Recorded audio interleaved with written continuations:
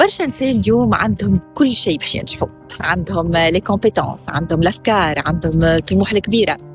اما خساره فما حاجه ديما توقفهم ولاحظتها، هي حاجه وحيده برك: الثقه الحقيقيه في رواحهم. مالوغوزمون ديما نحس فما خوف، فما شك، فما تأجيل. ديما تقول لي مش توا، مانيش مستعدة، ماهوش الوقت المناسب. واني نحب نقول لكم حاجة من قلبي، معناتها خاطر أنا كنت هكاكا.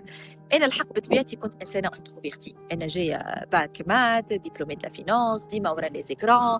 عمري ما كنت أتخيل روحي إنه باش يجي نهار وهكا نطلع نحكي في لي ريزو سوسيو ونشارك قصتي ونواجه الناس.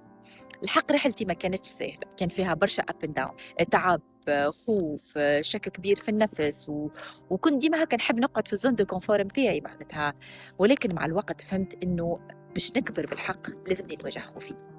ومع رحلتي في البزنس اونيني طورت خطوه بخطوه، تعلمت نامن بروحي. صحيح ضحت وعاودت وقمت، اما تجاوزت الخوف بتاعي مع السيستم اللي نخدم بيه والنساء اللي امنت بيا وشجعتني.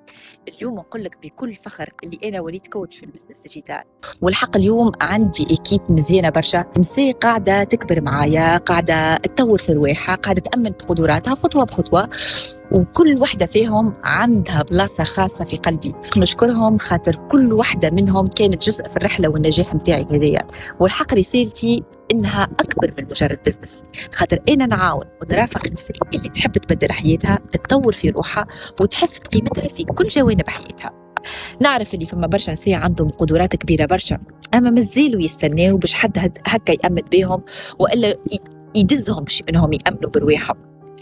نحب نقول لك اللي انت اقوى برشا من اللي تتصور، ورو اول خطوه باش تبدل بها حياتك انك تبدا تامن بروحك.